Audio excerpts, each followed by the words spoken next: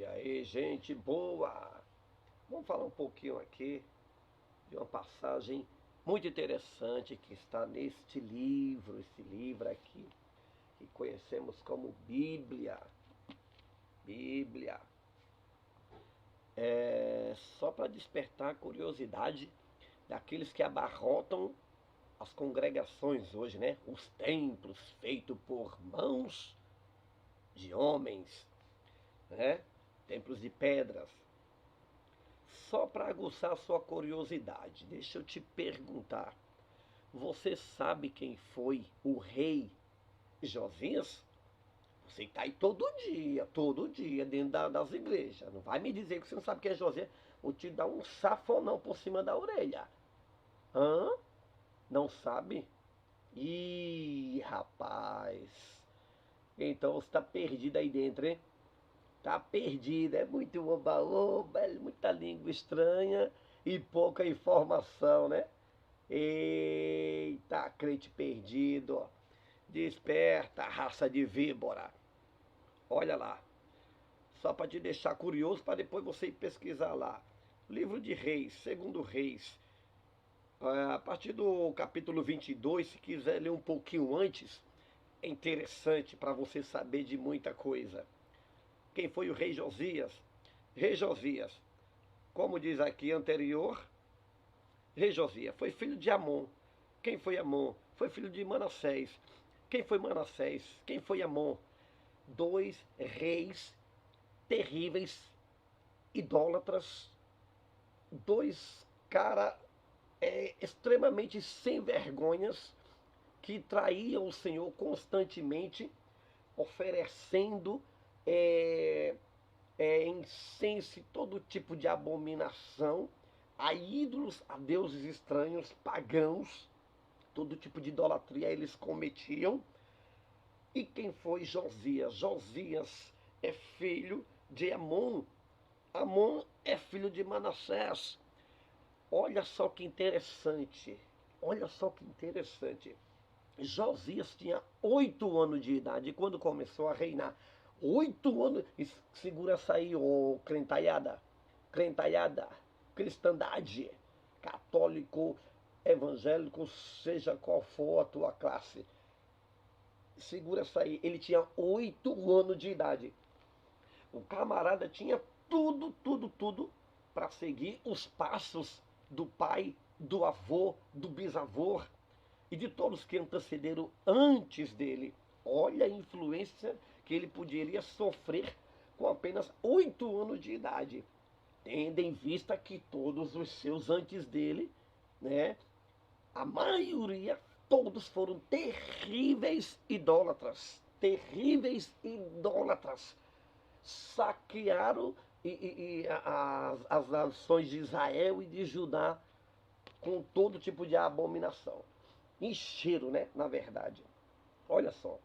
8 anos de idade, esse camarada, ele foi levantado como rei, porque o seu pai não durou muito, né? É assim. Quem não presta não dura muito, mesmo não, né?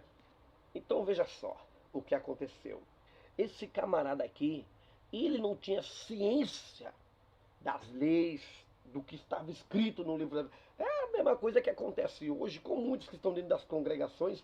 Eles não sabem como que servir ao Criador, como temer ao Criador, como andar em temor diante do Criador. E por isso que eles ficam seguindo os falsos profetas e cometendo todo tipo de abominação, até idolatria no meio evangélico. Hoje está estourado idolatria. É, coisas abomináveis hoje têm sucedido dentro das congregações por culpa dos falsos pastores, falsos mestres, que só visam o material e nada espiritual. Bem, esse camarada não. Chegou um tempo em que chegou para ele não tinha esse conhecimento, mas chegaram para ele e disseram: achamos um livro, e no livro está escrito isso, isso e isso que está acontecendo aqui na nossa comunidade, na nossa terra, está sucedendo isso. E este livro, que é o livro de Deus, o livro da lei, condena, rei, condena essas coisas.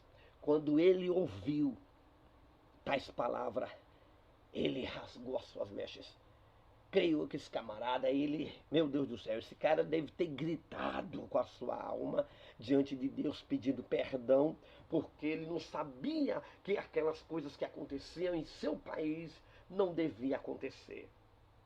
E esse camarada reinou 30 e poucos anos. Olha que maravilha. 30 e poucos anos, como durou o reinado dele, como Deus abençoou esse camarada.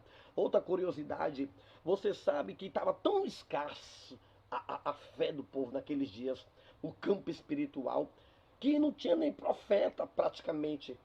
O único profeta que ele mandou consultar acerca dessas coisas que estavam sucedendo lá e o que ele deveria fazer mediante o achado da palavra de Deus, sabe quem foi?